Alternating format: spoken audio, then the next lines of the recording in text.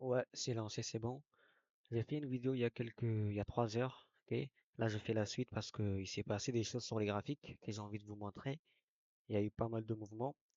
Certains de nos visions, certains de mes analyses ont été respectés et on va regarder ça ensemble, ok?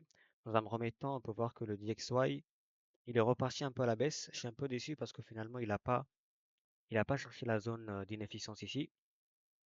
Il l'a pas touché. Là, on voit qu'il redescend très agressivement à la baisse. C'est pas un problème. J'aimerais quand même en voir justement ce retracement dans ce gap et le comblement de cette inefficience. On verra bien, mais pour le moment, c'est un peu mal barré, c'est pas grave. On va regarder plutôt le pétrole parce que je pense que ça a plutôt bien respecté notre vision. Voilà, on a eu en fait un pétrole qui a chuté. Vraiment, on a une grosse baisse ici.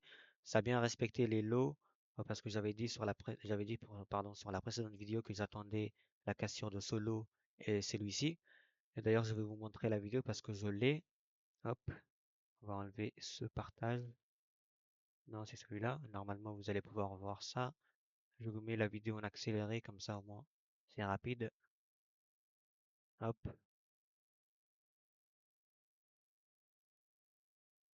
il n'y a pas le son. Attendez, j'ai envie de vous montrer ça.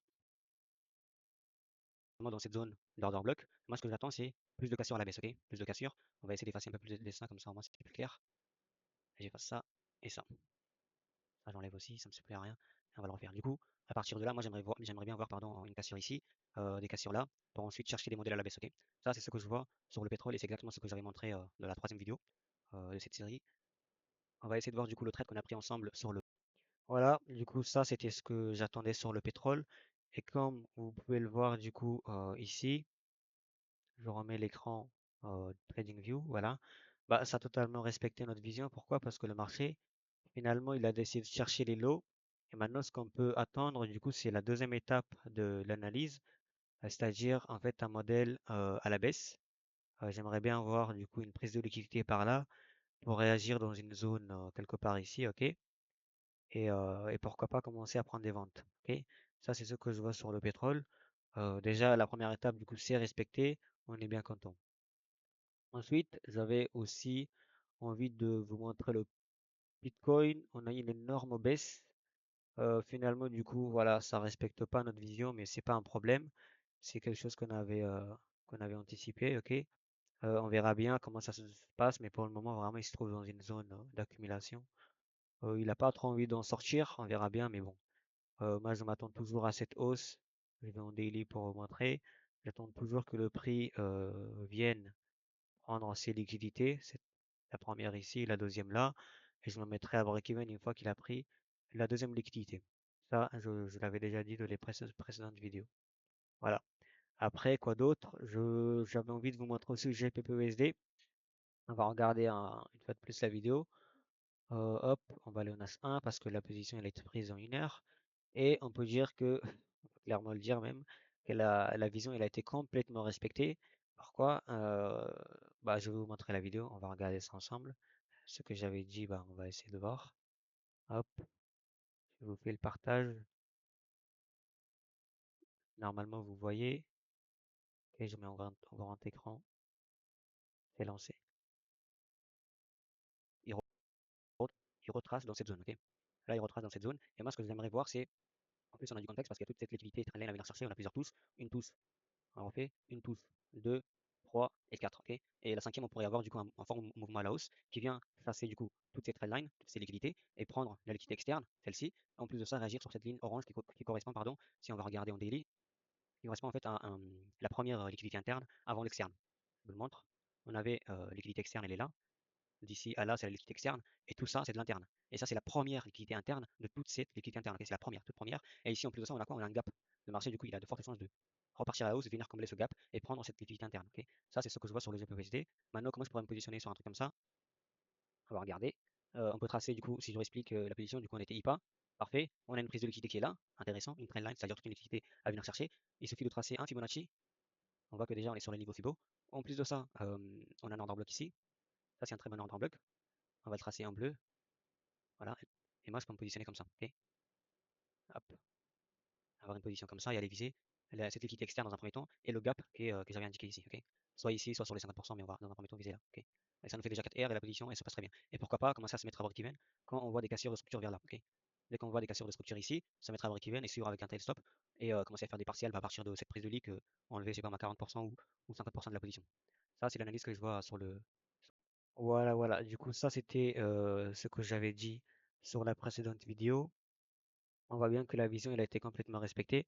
On a du coup ces prises de liquidité ici. Bah, du coup, attendez, je vous refais le partage d'écran. Voilà. Du coup, la vision, elle a été respectée. On a ces prises de liquidité par là et par là. Je suis déjà à break-even. Maintenant, à voir comment la position va se dérouler. Je pense que je vais quand même enlever 33% de ma position. Comme ça, au moins, c'est tranquille. Et j'attendrai justement que, dans un premier temps, le marché vienne chercher cette liquidité. Une fois qu'il a cherché, je pense que je vais encore enlever du volume et on attendra le TP final qui est par là. Voilà, voilà. Ça, c'est du coup ce que j'avais dit sur le jeu PPUSD. Maintenant, j'avais aussi un autre trade à vous montrer. Du coup, c'est l'Eurocad. L'Eurocad aussi, qu'est-ce qu'on peut voir? C'est que je vais en As4 pour vous montrer ça. J'avais dit que, bon, j'avais pas envie de remontrer la vidéo, mais vous avez compris que ici j'attendais une baisse. On était par là tout à l'heure quand j'ai fait la vidéo, on était par là. J'attendais du coup une baisse et du coup la prise de ce lot. Ok?